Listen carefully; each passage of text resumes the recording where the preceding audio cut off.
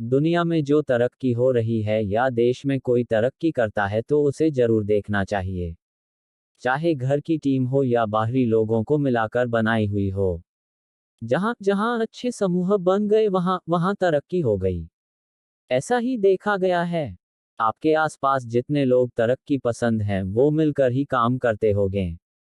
उनका team work अच्छा होगा। एक परिवार था, वो गरीब था। खाने को कुछ नहीं था। काफी सोचा कि काम मिले मगर काम नहीं मिला। दो बच्चे थे, बीबी थी। एक दिन उन्हें विचार आया कि इस गांव में काम मिलना मुश्किल की। चलो कहीं और चलते हैं। इस इरादे से वे एक दिन गांव छोड़कर चल दिए। रात का समय था, रास्ता भी जंगली था। सोचा वृक्ष के नीचे रात गुजारी जाए। उसने जगह साफ कर दी।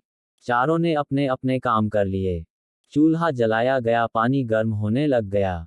वृक्ष के ऊपर हंस रहता था, वो सोचने लगा यह कैसा मूर्ख है, इन्होंने चूल्हा तो जला दिया मगर इनके पास पकाने को तो है ही नहीं कुछ भी। हंस ने उनसे पूछा, तुम्हारे पास पकाने को क्या है? वो आदमी बोला, तुझे मार के खाएंगे। हंस बोला, मुझे क्यों मारोगे? आदमी बोला, हमारे पास न पैसा है और न ही सामान, तो क्या करें? हंस सोच में पड़ गया। इन्होंने चूल्हा भी जला लिया कि सब कर्मशील हैं, मुझे तो यह खा ही जाएंगे। तो हंस बोला, अगर मैं आपको धन दे दूं तो मुझे छोड़ दोगे? घर का स्वामी बोला, हाँ, छोड़ देंगे। हंस कहने लगा, मेरे साथ चलो, मैं तुम्हें धन देता हूँ। हंस उनको थोड़ी दूर ले गया और चोंच से इशारा किया और कहा कि यहाँ से निकाल लो।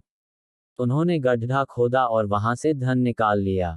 हंस का धन्यवाद करके वापस अपने गांव आ गए और एक ही दिन में खूब मौज से रहने लग गए। अब उनके घर में किसी चीज की कमी नहीं थी। पड़ोसी ने देखा कि इस परिवार के पास ऐसी कौन सी चीज आ गई जो इनके पास इतना कुछ आ गया। उसने छोटे लड़के को बुलाकर सारी बात ली कि पैसा कहाँ से आया है। उनके भी दो बच्चे थे। उन्होंने भी ऐसी योजना बनाई और चल दिए। उन्होंने उसी वृक्ष के नीचे डेरा लगा लिया। आदमी ने अपने बड़े लड़के को कहा, लकड़ी लाओ, तथा छोटे लड़के को पानी लाने के लिए कहा, परंतु दोनों आनाकानी करने लगे। बीबी ने भी कहा कि मैं थक चुकी हूँ। जैसे जैसे पानी लकड़ी इकट्ठी हो गई और पानी गर्म होने लगा। हंस फिर आया और बोला, तुम्हारे पास खाने को तो नहीं है तो फिर पानी गर्म कर रहे हो? आदमी बोला, तुझे मारकर खाएंगे।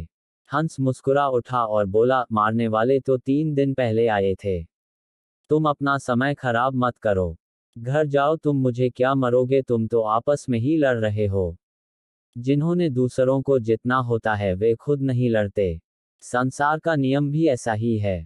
जिन लोगों ने तरक्की करनी है वे मिलकर चलते हैं और आज भी संसार में उनका ही बोलबाला है।